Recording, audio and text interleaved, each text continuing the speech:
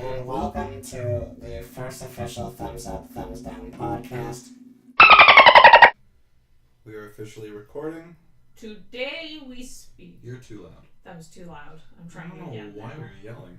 It just happened. It's so aggressive right off the bat. You know what? This is it. This is how this starts. This is Hi. our intro. My name is Carson Bokenfor.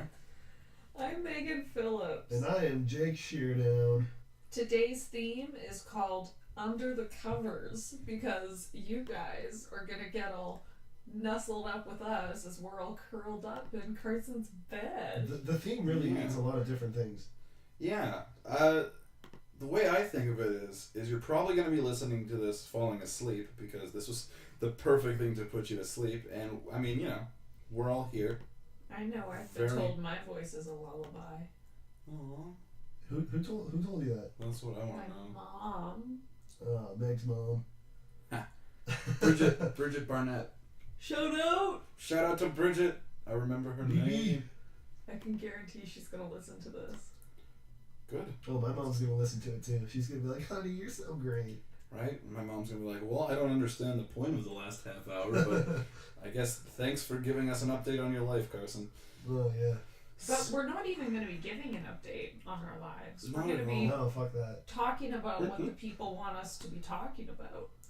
Yeah, and if Facebook did, there we go, it's loading. So now we're coming to the post. Oh, by the way, hopefully more than 5 people listen to this because that's the amount of people that posted. So thank you to all. Actually, you know what? It's 5 posts between 3 people. Oh God.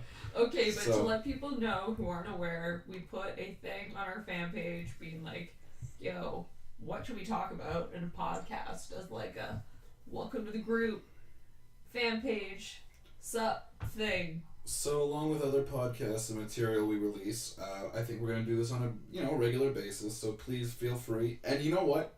Just write on our page anytime. Just be like, hey guys, talk about monkey brains being eaten by people, and we'll be like, you know, that's some weird shit. We'll do it. We'll talk about it. So We'd even talk about human brains being eaten by people.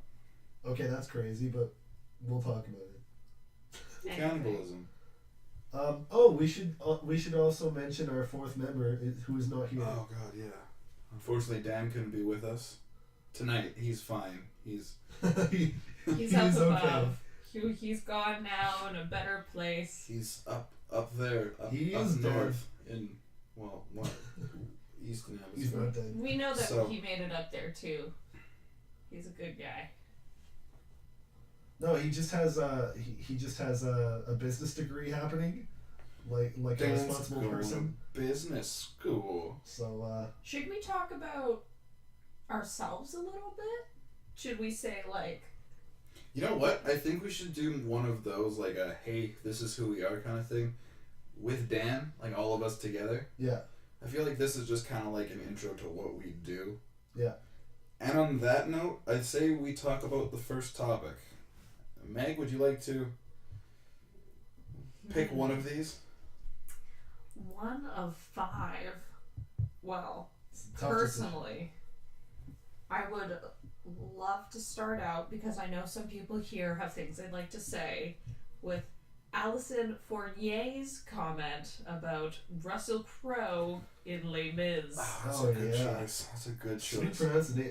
pronunciation of her name, though. Did I nail Awesome. it? You nailed it. Yes. I know her personally. Yeah. Shout out to the Fournier family, and for watching musicals that actually feature Russell Crowe. Like I think that's if you sit down with a movie box and Russell Crowe is one of the people in the cover, and it says 2.5 hours of fun family music, I'm turning away at that. Like point. Russell Crowe is on the poster for Les Mis. I can tell you that personally. I know that as a fact. He is on the poster. He is the selling point of that film. Well, he is the head villain of the film. That makes sense. I He'd be mean, on that the is poster. fair. That is fair.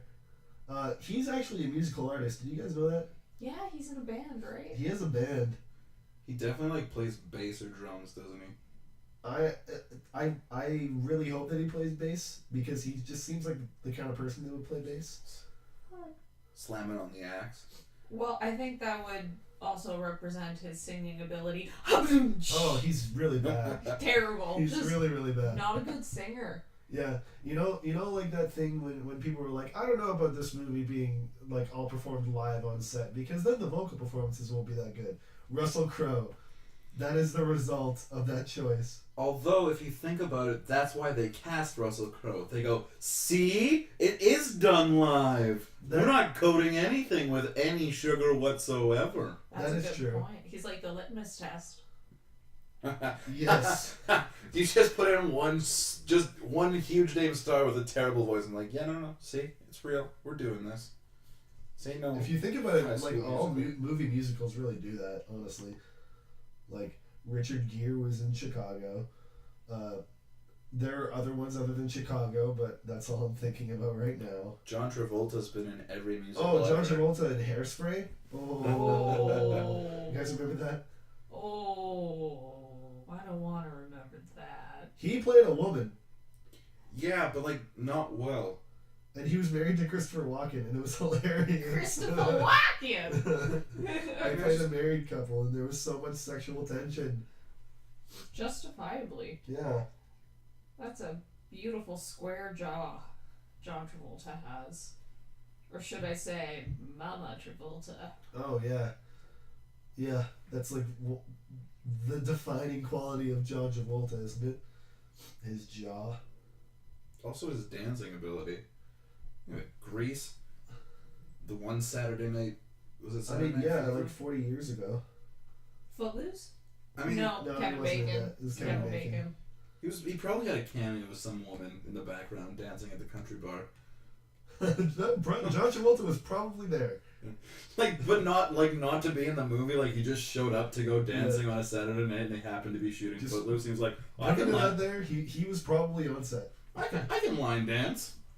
In fact, John Travolta was actually on set just as an extra for a lot of famous films that nobody actually knows about, including which film, Megan? The Chronicles of Narnia. He was there. Prince Caspian. Oh, thank you for the specificity on He that. was Chris Caspian's aunt. He was. Yeah. He went no. drag again. Carson, what else was he in as an extra? That's a fantastic question, and I will tell you the Chronicles of Riddick. Oh, he was in the Chronicles of Riddick. Yes. Also, the Spiderwick Chronicles. Oh, don't forget about the other Chronicles. He was one of the Spider's wicks. You know, I could almost promise he was one of the motorcycles in Tron. Ooh, Oh yeah, both versions, both. Like Yeah, the remake yeah. too. No, he's been around for both. Oh yeah, I feel like he was actually in Wild Hogs. he was in Wild Hogs. I'm glad that we're talking about Wild Hogs on a platform that people can understand how much I love Wild Hogs. What? I love Wild Hogs so much, and this is coming from I'm a cinema snob, but I love Wild Hogs. It's just pure fun, and it's not funny, it's not humorous, but it is, it's Wild Hogs. So Carson's just whipping up the poster and the Rotten Tomatoes score right now. That's a whopping 14% on Rotten Tomatoes. Yeah. Ooh. Where are you seeing that? From the right hand side. Oh my god! Oh, that's like gotta be bottom 5. Oh, there's Like- films that are like 1%. But like, okay, hold on. The cast is John Travolta, Tim Allen, Martin Lawrence, William H. Macy, and Ray Liotta. Yeah, you got And two. they couldn't do better than 14%. That means, you got 3 Oscar-nominated actors No. there. and at least, well, oh yeah, John Travolta definitely wasn't nominated for an Emmy. You know But what else John Travolta is? that's like 3% each. What They is roughly. he, Megan? He's a Scientologist. You guys are aware of that, right? You're like, who isn't nowadays? I've never really looked into Scientology, honestly. Fucking ridiculous. It's just silly. It isn't. We could make this a segue to evangelism. Are we really going to talk about evangelism? Although, if we're being completely honest, I feel like Scientology definitely informs all of his performances. Oh, how? 100%. Just think about it. Like, he's batshit insane in everything he does. And you're like, wait, well, it makes sense. Yeah. He praises aliens in the sky. I really like it And in when volcanoes. when John Travolta plays the straight man, because he's just so opposite of who he is as a person that it's just entertaining, It's just, and he does it so believably. Mm. Except for when he did the OJ show. Oh yeah, he was really bad. I don't feel like people talk about how incredibly bad he was in that series. It's just because it was so good that you're like, well, I mean, John Travolta litmus test. It's a real thing. Bringing it back. That's called a button, folks. And with that, we come to our second subject. I am going to choose our second subject to be chicken nuggets. I am excited to talk about chicken nuggets. Check this shit out right off the bat. Top of the noggin, tip of the cap, off the old stiff cuff, if you will. Are you rapping? I don't know. I'm trying to say like just like the old rap. I just had an idea or a thought. Hi, Arm. How are you doing? I liked it. Okay. All right. Burger King, 10 chicken nuggets, $1.99. Oh yeah, we just saw that commercial. That's pretty crazy.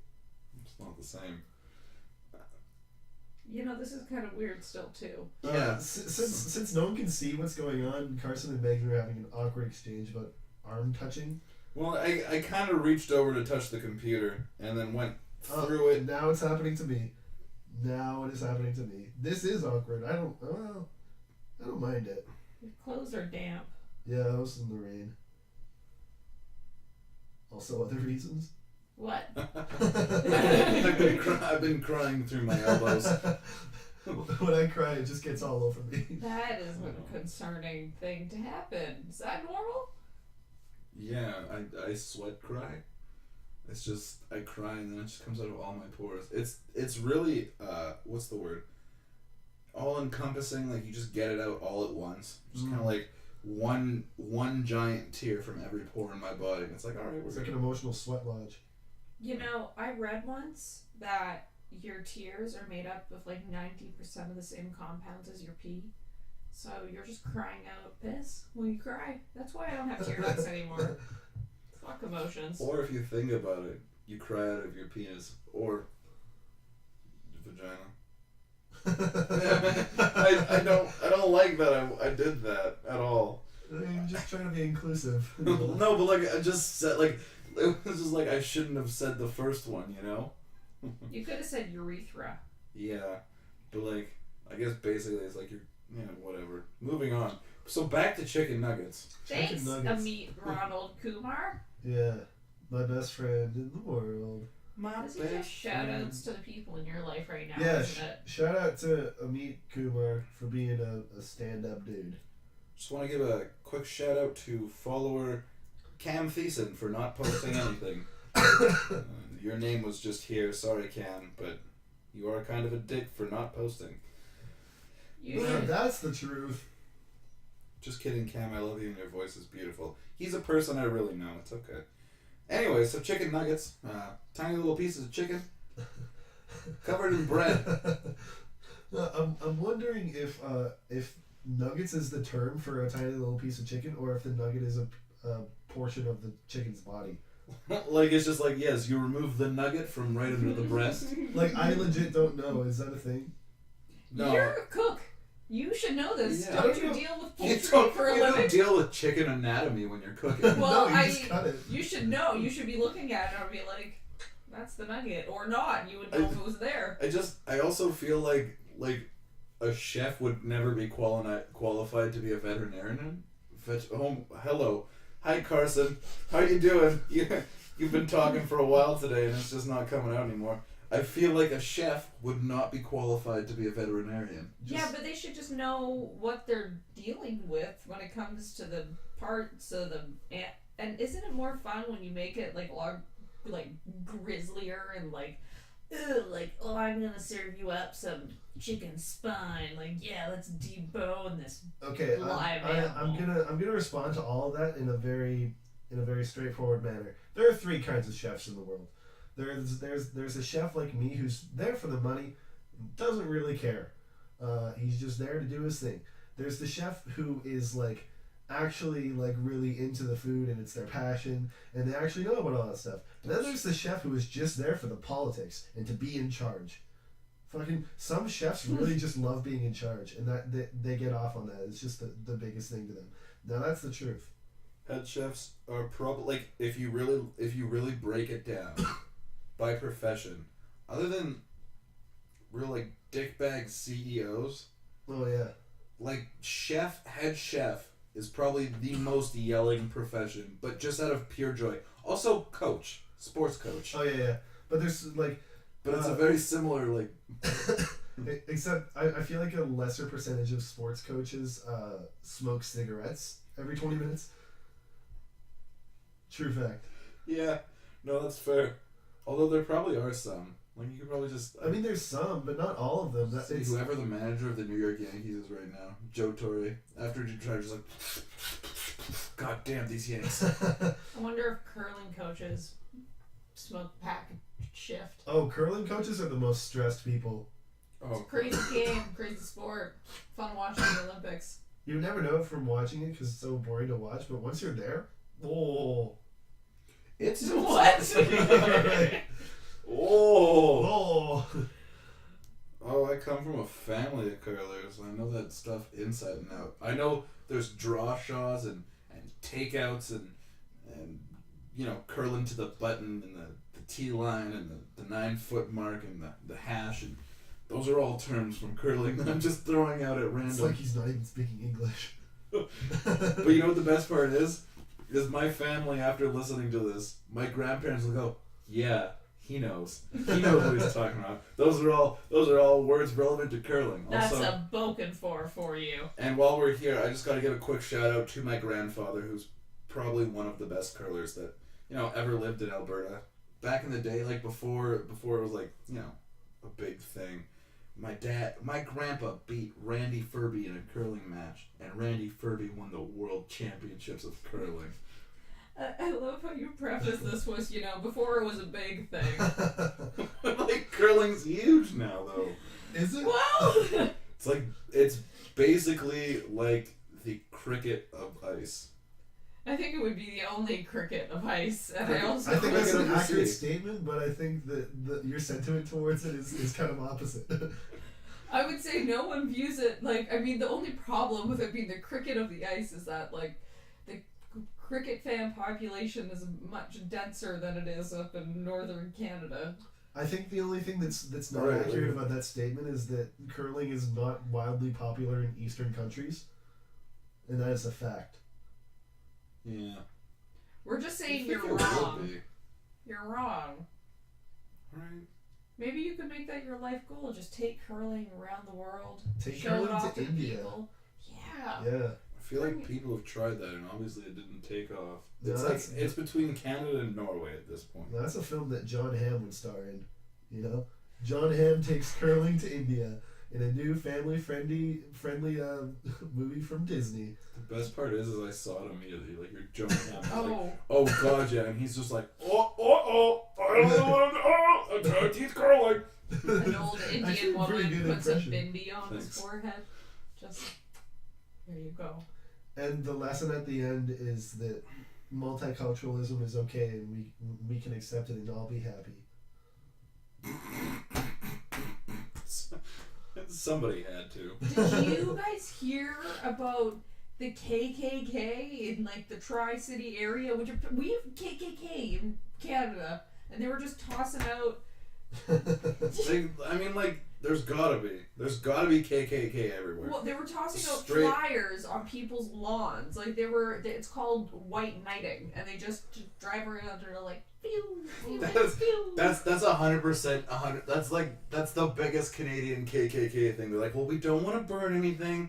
We're just gonna pass out some flyers. If you like it, you can come along. If not, that's okay too. Well, it's all about awareness, you know. True activists. Like, you gotta get the word out there, you know. But like, I get it. I have family members that post some pretty, you know, bigoted stuff. Would be the word. Yeah. And like that's my family, and they're not the racists. Like, they're not bad people, but like, if they exist, and like that's my family, I'm like, those are people I'm comfortable with. Like, obviously the extremists and the nut jobs exist. I mean, right? you don't have to be a bigot to say bigoted things. That's true. There's a big It's like Difference. squares and rectangles. You know, you don't have to be a bigot to say bigoted things, but if you are a bigot, you will say bigoted things. Just like squares and rectangles. Yes. And with that, we come to a third subject. I believe this is your choice now. Now, we have one other person, which I believe would be Jake's mom. That is my mom. I guess we should do. And but, you know, Like, there's some other good ones there. We don't have to do my mom's suggestion. I think that'll be more geared towards like a film lovers podcast.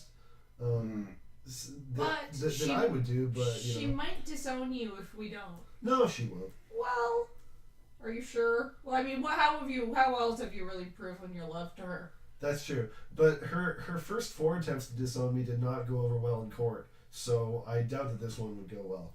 What's the opposite of an emancipation? It's like a reverse adoption. Oh, we just don't want them anymore. Out the door. Judge, I don't want to pay child support. Well, is your wife raising the kid? No, we're raising it together. We just don't want to. Yeah. And the judge is like, well, that's fair. He's awful. He hasn't said a word to this child, but he just sucks. I'd bring him up as a character witness, but I just don't want to hear that shit. Don't want to listen to him talk. So in that case, we'll go with Evangelism, brought to you once again by Alison Fournier. Excellent pronunciation. Alison Fournier, good to the last drop. Oh my goodness. Trust the Midas touch. She's going to use that as her personal slogan now. I hope. Okay, hold on. Ready? Allison, if you'd like to use this, I don't know, as a ringtone or something, here. Oh yeah, get ready. Alison Fournier, good to the last drop. There you go. I don't get it though. That's the only Thank problem. you for narrating that like a TELUS commercial. Well, I thought like that would be the most appropriate. But Yeah. no one's explaining to me Oh jeez. the joke. All right, I'll do one for you. Megan Phillips, open all week. Hey, what? Well, Is that- I don't know. That's Do I get that one? I don't know if I get okay. that All either. right, hold on. I got it. All right, here's a new one. Oh, thank heaven, 24/7, for Megan Phillips. This is just such a good voice. I love this voice. I need to get into voice work. I'm still not totally there. Ba-da-ba-ba-ba. I'm loving Jake. There you go. That's something I can get behind. Oh. I am using that. Okay, so evangelism. Now are we talking televangelism? I guess we're talking about evangelism. Because there's a couple kinds. Like, I've seen some shit like the Tower of Power where they're just preaching and it's all about preaching. But then there's the other ones that, like, they're asked for money and then they're healing people and stuff. I think some of it's okay. Have you seen Jesus Camp? Yeah, that's some messed up stuff. That's some messed up stuff. I don't know what Jesus Camp is. Can you please enlighten me? Jesus Camp is a documentary. You can find it on Netflix. Oh. And it's about a camp in like Alabama and a bunch Obviously, Bible Belt. of a bunch of evangelical kids all go to this camp and it's like speaking in tongues and praising stuff and religion-y things. It's very intense and like the kids they do this one bit about abortion. Mm. They just get these kids Carson was super far away from the microphone there. Yeah, where's Carson going? Well, we're out of battery power. Evangelism just seems like a very intense way of living your life. I don't know. That's just my impressions of it. Not to offend any evangelists that might be listening. Or to offend them, who knows? Yeah, maybe we should offend them. Yeah, they say most. I don't know. I'm on the wrong side of the mic, so I don't even know if any of them is gonna be. Any of this will be heard. Well, we're keeping it in anyway. We could translate if you like. Sure. Well, I'm coming back. Well, he's coming back. Thank you for translating. I got it. All right, we're good. Alright, we're good. All right. So I was just Ah, saying. he's back. You can take over from here, right? You don't need to be translated for anymore. Unfortunately, I lost my train of thought. God, what were you talking about? Evangelicals. We were talking about that. Jesus camp. Oh, that they like convert, but what's the word? Indoctrinate them. Like it's, Yeah. it's insane, the indoctrination. Just like how these like they're just like, and they get 12-year-olds to teach other 12-year-olds about Jesus, you know, and like they're like, you're a good leader, Justin, and he's like, thanks, man. He's like, you know Jesus, and you I've seen you feel Jesus, and I need you to tell all of your friends about this and bring them to camp. And he's like, okay. And I'm like, oh my God, no, like, just play baseball. Well, and then they'll dress up as soldiers, and they call themselves the Army of God. Do they actually? Yep. Oh, Yeah. I'm woefully uninformed. They also sing and dance at the same time, so it's like a lighthearted thing. It's kind of adorable. it's like Hitler Youth. It's a little bit of... You're like, well, they're future Nazis, but at this point they're just doing like, track meets. It's like Halloween every day. Yeah. Yeah. I didn't have anything else to continue. No, it's pretty much the gist of that. Evangelism. I just want to say, regarding another comment we received, it was quite genius, so I'd like to repeat it. Oh yeah, do it. But why do hot dogs only come in packs of 8 while buns come in packs of 12? I mean, what is that shit? That's just something worth touching on and worth pondering in your everyday life, That's how unfair the world is. At what point do they match up? That is exactly what I was thinking. You'd have to buy I got it. You'd have to buy 4 packs of hot dog buns because they come in 12s. Mm-hmm. That would make 48, which would be 6 packs of hot dogs. So you literally have to buy like No, divide both by 2. You can go 24. 2 packs of buns and 3 packs of hot dogs. Math genius of the decade. fuck a lowest common denominator. Maybe I'm just alone and plan on eating hot dogs for the next month. Okay. No one's stopping you, Carson. I could do 48 in 30 days. What are you trying to say? No one was saying anything. No one was saying Frankly, you're that's just less getting than defended. one a day, honestly. That sounds actually like an alarmingly little amount of hot dogs. If that's all you're going to sustain yourself off of. 48 in 30 days Yep. is less than a hot dog a day. Now who's bad at math, Meg? Here's the thing about Megan Math. Hashtag Megan Math. Not good at it. No, I Harsh definitely stopped doing that in grade 11, and I believe I got 51% as my final grade, and I And definitely that's- failed the exam. Oh. But I passed the class. I'm just making a note of Megan Math. I think it's a great title for a future show. Why do you just write titles to things? Because I'm obsessed with titling things. Honestly, I really am. Yeah, that's what I struggle with most. So clearly, that's why we're in a comedy group together. Good. Or it's because you're both funny. Well, that's debatable. That's... Yeah, I was saying that about Megan. I would say that about Jake. I'm fucking hilarious. I'm even funnier. Oh, I guess you guys were talking about. I guess I have. Like, I'm funny too. No, Carson's alright. Yeah, why would you offer him a compliment and not me one? Because fuck you, Meg. What? It's pretty obvious at this point, isn't it? Hashtag fuck you, Meg. Hashtag thumbs up, thumbs down, comment. Hashtag Megan Math. 1 + 1 = fuck Meg. No. Hashtag Megan Math. I have 33 days. I have 104 candies. I can only eat 0.4 candies per day. Okay, when you put it in terms of candy, I'll jump on that way faster because I fucking love candy. It's different. What's your favorite candy, Meg? Peach rings. Good choice. Thank you. Yeah. Yeah. Yeah. Good. Delicious. And on that, Do you have any cranberry juice? I might. You know what? We should go check that shit out. I just want to say, that's probably where we should cut this. Yeah. Yeah, we're about 30 minutes now, aren't we? I'm jonesing for some cranberry I would juice. kill for some cran right now. And we have literally, alright gang, we have 30 seconds to wrap this up, okay? Oh, we should do a show. So- We should do a pimp thing because we Yeah, have yeah. shows coming up. So here, we're doing a show on either the 25th or the 26th. It's going to be at the Havana Theater. It's going to be great. Bring friends. We'll give you more details on our Facebook page. Stay posted. Stay posted. Hashtag Megan Math. Hashtag fuck you Meg. Hashtag thumbs up, thumbs down none of these comedy. hashtags should be followed. Hashtag, I fucking hate hashtags. I refuse I'm to be part of Carson. them. I'm Jake. And I don't care. Thumbs up, thumbs down.